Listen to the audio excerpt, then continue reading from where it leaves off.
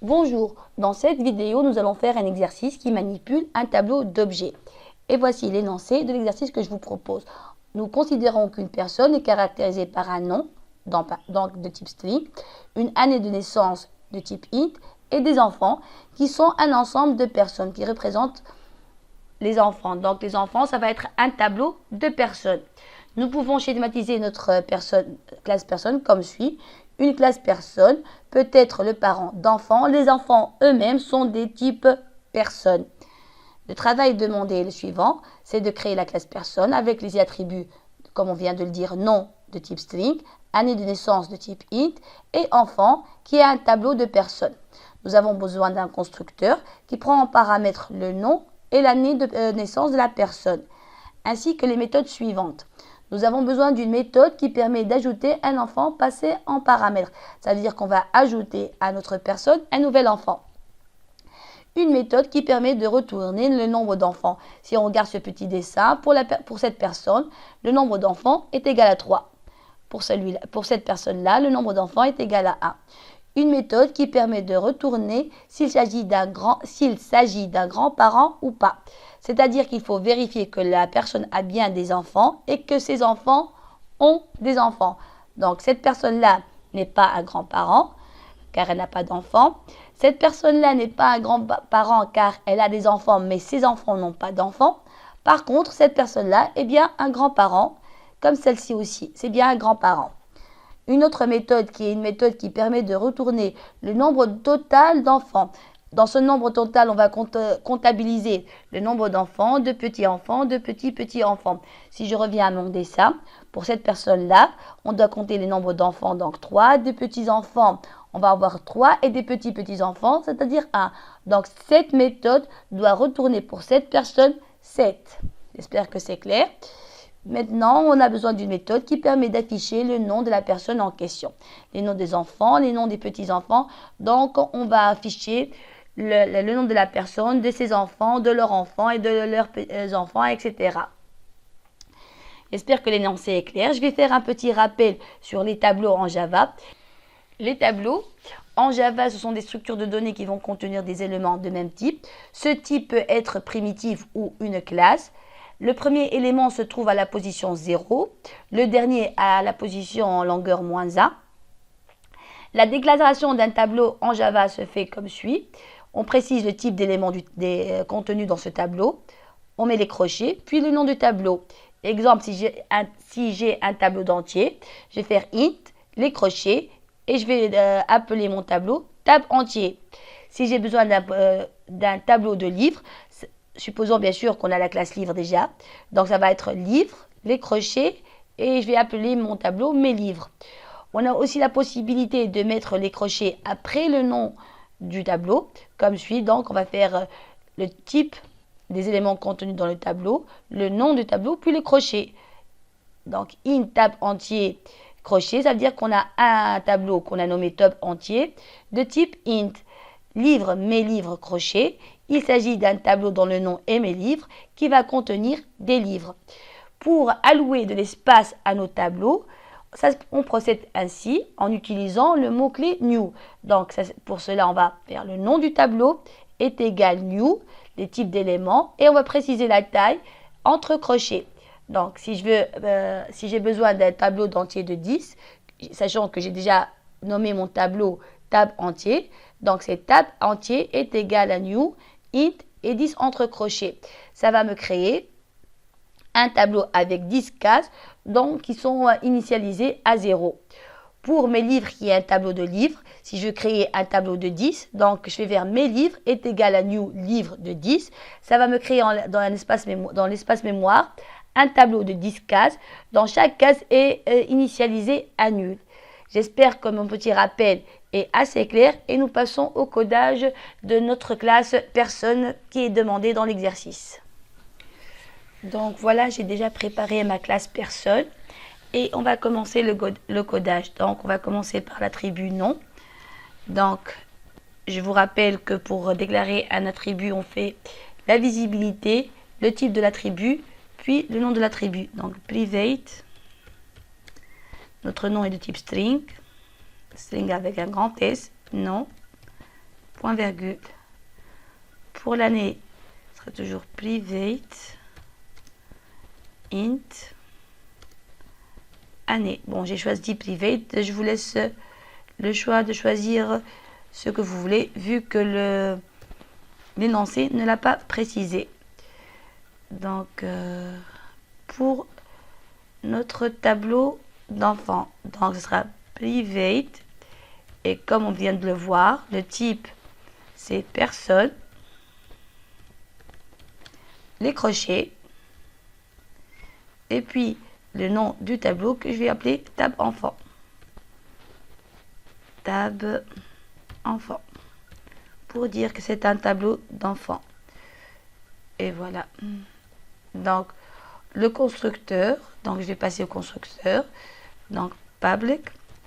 Le constructeur n'a pas de type de retour et doit avoir comme nom le nom de la classe. Donc, c'est personne. Il prend en paramètre un string et un entier. Donc, dans mon constructeur, je vais initialiser les attributs. Donc, nom est égal à n. Année est égal à A. Et je vais initialiser tab enfant. Donc, je vais allouer de l'espace à tab enfant. Tab enfant, c'est le nom de notre tableau, est égal new. C'est un tableau de personnes, donc personne. Et je vais préciser la taille. On va dire que maximum, on doit avoir 12 enfants. C'est un choix, vu que l'exercice ne l'a pas précisé. Ah, plutôt c'était S, pas N. Voilà. Ça, c'est pour mon constructeur. Je passe à la méthode qui permet d'ajouter un enfant passé en paramètres. Donc, je vous rappelle, pour qu'une méthode, on a toujours la visibilité, c'est public. Le code de retour, le type de retour, ce sera boolean. Est-ce qu'on l'a ajouté ou pas? Et le nom, c'est add enfant. Qui prend en paramètre un enfant, c'est-à-dire une personne. Voilà. Donc, notre méthode. Pour faire add enfant, on a le choix entre deux choses. Soit on parcourt le tableau jusqu'à retrouver le premier nul. Là, on va mettre notre enfant. Ou utiliser un indice. Ce sera plus simple d'utiliser un indice, une variable de type int, qui va être la position de la dernière insertion dans notre tableau. Je préfère celle-là, donc je vais ajouter un nouveau attribut, private int indice, qui va être la position du dernier élément inséré dans notre tableau. Donc initialement, elle est à 0. Donc je reviens à add un enfant. Donc on doit vérifier avant tout que indice ne dépasse pas la taille maximale de notre tableau. Donc if indice est strictement inférieur à tab enfant.length. Donc si c'est le cas, on va insérer notre enfant à la position indice. Donc tab enfant de indice reçoit le nouvel enfant qui est passé en paramètre. Bien sûr, il faut incrémenter indice qui sera la nouvelle position d'insertion. Et bien sûr, vu qu'on a pu ajouter l'enfant, donc return true. Sinon, on va faire un return false.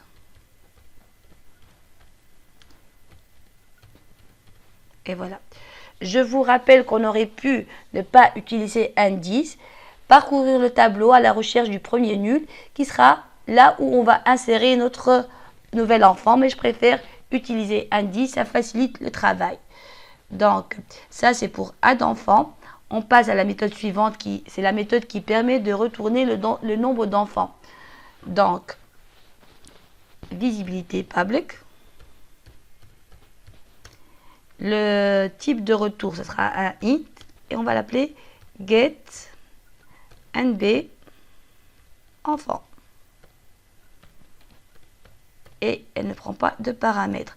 Donc, tout simplement, on va retourner indice, vu que indice, c'est exactement le nombre d'enfants. Initialement, si la personne n'a pas d'enfant, indice est à 0. Si on a ajouté un indice et un enfant, l'indice va être égal à 1. Si on a ajouté 2 enfants, indice va être égal à 2.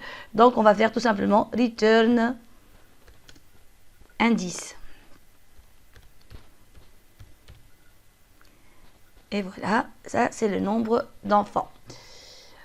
Maintenant, je passe à la méthode qui permet de retourner s'il s'agit d'un grand-parent ou pas. Donc, visibilité public. Le type de retour, ça va être un boolean. On va l'appeler is grand-parent ou pas. Donc, elle ne prend pas de paramètres. Donc, pour être un grand-parent, il faut avoir des enfants et nos enfants ont bien un enfant. Donc, au moins l'un de nos enfants a bien un enfant.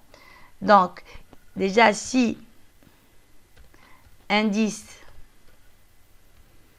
égal à 0, c'est clair, on n'est pas un grand-parent vu qu'on n'a même pas d'enfant.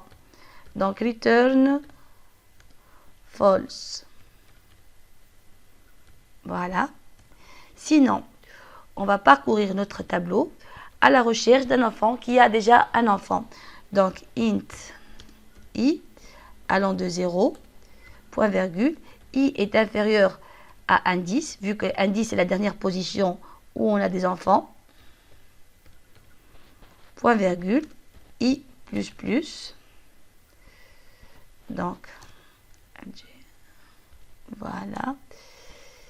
If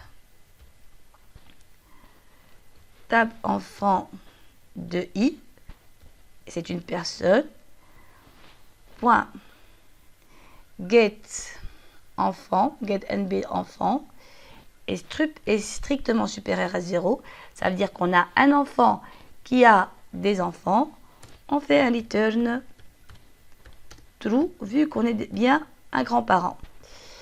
Si on a parcouru tout le tableau et on n'a pas retrouvé d'enfants ayant d'enfants, donc je ne suis pas un grand-parent et je fais un return false. La différence entre ce false là et ce false là, ici, c'est qu'on n'a pas d'enfants. Donc on ne peut pas être un grand-parent. Alors que là, c'est qu'on n'a pas d'enfants ayant un enfant. Donc on a bien des enfants, mais nos enfants n'ont pas encore d'enfants. Voilà, j'espère que c'est clair. On passe maintenant à la méthode qui permet de retourner le nombre total d'enfants, de petits-enfants et de petits-enfants. Donc, on va commencer par l'entête de notre méthode, la visibilité public. Le type de retour, c'est un int. On va l'appeler get nb, un total, enfant total. Et elle n'entre pas de paramètres. On a dit que cette méthode doit retourner le nombre total d'enfants, de petits-enfants, de petits-petits-enfants s'il existe, etc. Bien qu'elle paraît difficile, le principe est simple. Il est le suivant. La personne ajoute au nombre d'enfants qu'elle a, qui est indice, le nombre d'enfants total de chacun de ses enfants. Donc, on va commencer par créer une variable totale à laquelle on va mettre indice. Voilà, indice, c'est le nombre d'enfants de la personne en question. Maintenant, pour chacun de ces enfants, quand on dit pour chacun de ces enfants, on doit parcourir le tableau. Donc, for int i strict égal à 0, i strictement inférieur à indice, i++, qu'est-ce qu'on va faire? on va demander à chaque enfant. Chaque enfant, ça veut dire tab enfant de i. De quoi faire? Nous donner le nombre total d'enfants qu'il a. C'est-à-dire quoi? C'est get NB enfant total. C'est pas NB enfant, car NB enfant, c'est juste ses enfants. Mais il faut compter ses enfants, ses petits-enfants, ses petits-petits-enfants. C'est le rôle de get NB enfant total.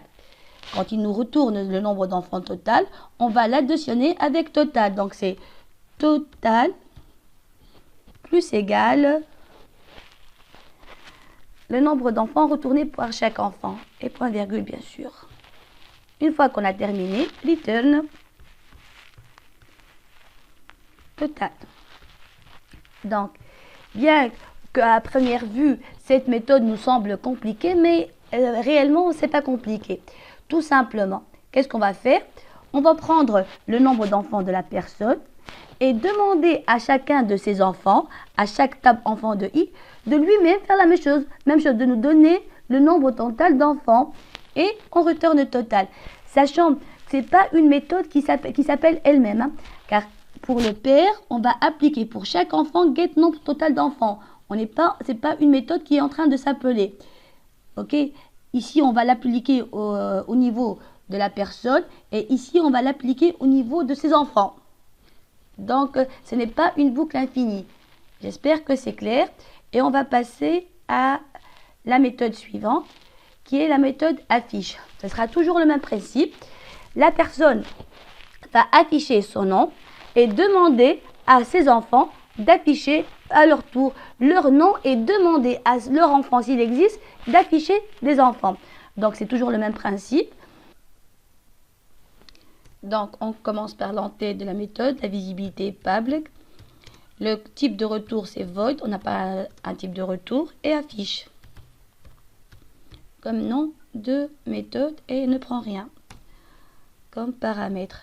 Donc, comme on vient de le dire, le principe est le suivant. La personne affiche son nom et demande à chacun de ses enfants de faire de même. C'est-à-dire, non pas seulement d'afficher ce nom, mais de demander à ses enfants de faire la même chose. On va aller petit à petit pour appliquer ce principe. Donc, je demande à la personne d'afficher son nom. Donc, system.out.println et on va afficher nom. D'accord.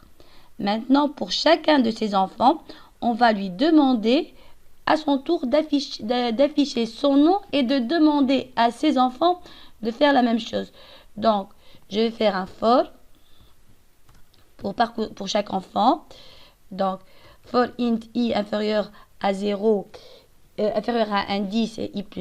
Pour chaque enfant, je lui demande d'afficher son nom et de faire la même chose.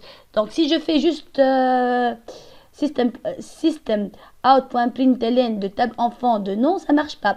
Car il faut aussi qu'il demande à ses enfants de le faire. Ça revient à appeler aussi, encore une fois, affiche. Ok? Ainsi, chaque personne affiche son nom et demande à ses enfants de faire la même chose. À la fin de cette méthode, on va avoir la liste des noms qui est affichée.